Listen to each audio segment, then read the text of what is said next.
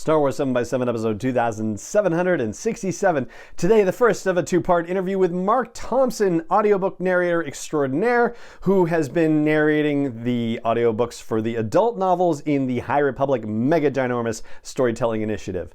Punch it!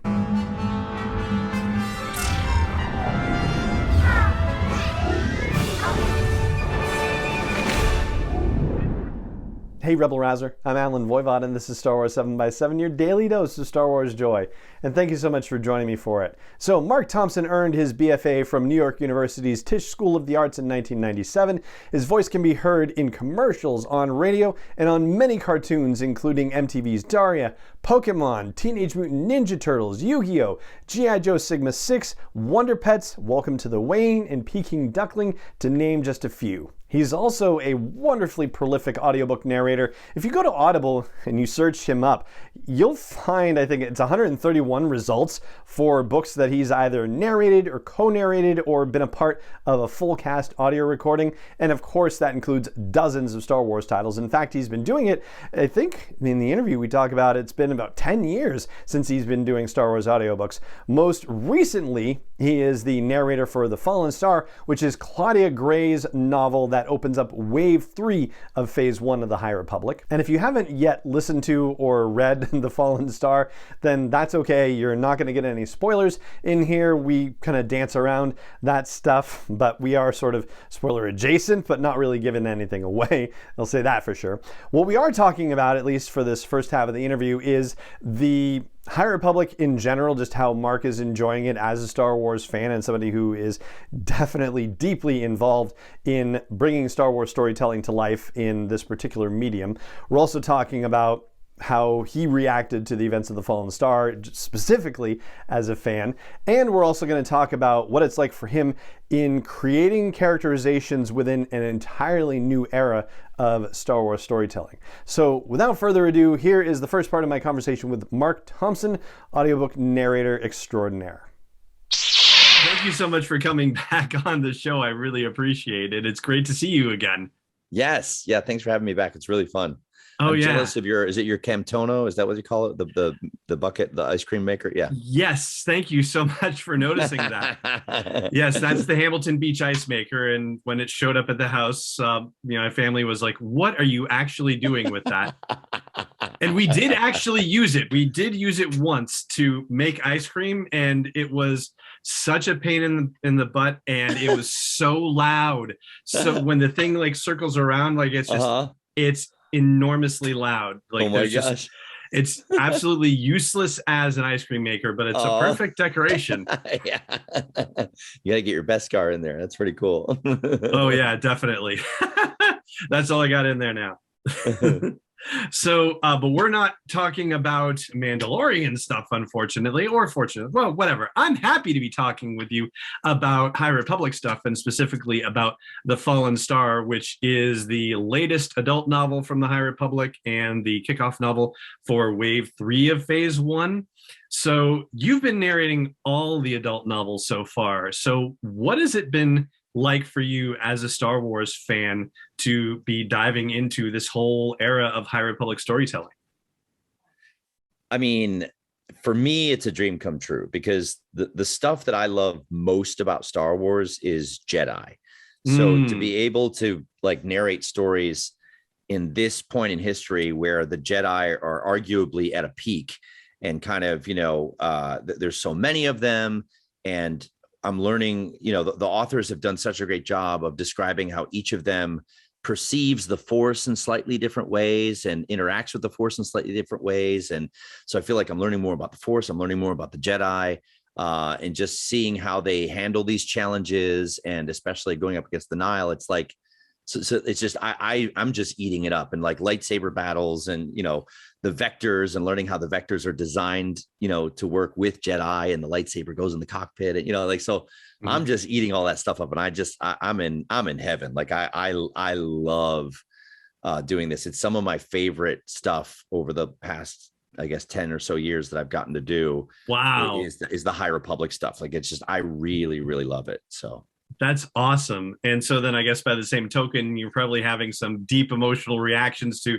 what happens to the Jedi in these stories, which is not Yes. always pleasant. No, not at all. Yeah. And they've done a great job of really getting you to care about these people. So when that bad stuff is happening, you really do care. Because you do feel this connection to them, and that they're really fleshed out characters. And you see the relationships with each other, with the characters have with each other.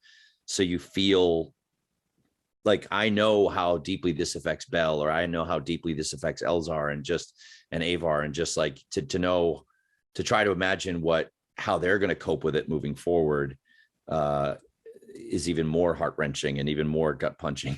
So they've just done in my opinion, a really great job. So with The Fallen Star, with it being the most recent one, and we are a few weeks out from when this has been released. So, I mean, if you feel comfortable getting into spoilery stuff, I'm comfortable getting into spoilery stuff. I think we've given people enough time, but I mean, how shocked were you when you first read the manuscript for The Fallen Star? How shocked were you about the events that happened within it? I was pretty shocked because like, I thought Rising Storm had some pretty intense consequences, which it did. Mm-hmm. But I guess my mindset is okay, that's the dark chapter, and now we're gonna now the next one will kind of be, get us out of the darkness and back into the light, and maybe the Jedi will get a victory in the next one, and it was like, no, we're doubling down. Like, yeah. like it was like, so yeah, it was pretty intense. And I was like, I was pretty shocked that I'm still afraid of spoilers. So like, I was pretty shocked that some major these were pretty major consequences. Like, these were things that I didn't expect to happen in phase one, I guess I'll say. Like, I was like, oh wow, like, like we're really doing that, so Mm-hmm. it was pretty intense. Definitely. I mean, I'll go with you on this and keep it spoiler free as much as possible. I'm just nervous. I don't know. It's probably fine, but like, you know what? Why not? Why take chances? I will say Claudia Gray did promise that there would be casualties and that some of them would be significant, and she kept her promise. Yes, she did. For sure. Yeah. So what is the whole experience of doing High Republic books like for you, just in terms of what you're used to with Star Wars? I interviewed Nick Martorelli actually last year and and I talked with him about the process of producing an entirely new era of Star Wars storytelling, from that aspect of it. I'd love to hear about it from your aspect of it. Like, how do you approach a High Republic project, and do you, what's the same about it versus something in a regular Star Wars era that we're all used to versus something that, you treat differently when approaching this era? Well, I think what's the same is anytime I get to do one of these, I really try to find out as much about the characters as possible, and just really try to understand who they are, and research them, and try to think of as much as possible kind of distinct character voices to give them when I'm trying to kind of interpret it and bring it to life in an audio production. So I think that's the same. I think what's been different between the High Republic books and maybe some of the other audiobooks I did is, like, when I was first starting out and did like the Legacy of the Force books, maybe I was just not on social media as much, or not, or I don't know if it was just wasn't as big of a thing, but like, I felt like, I would do these things, and I felt like, I didn't really know anyone who listened to them, or, I wasn't aware of how they were being received, or what, like I would maybe look at reviews on like Audible or Amazon and stuff. And every once in a while you might see some kind things that people say, but I feel like over time, the fan base has gotten a lot more vocal, and there's much more interaction. And I think especially with the High Republic and a lot of the publicity that went into it, and the fact that there's these tie-in comic books and kid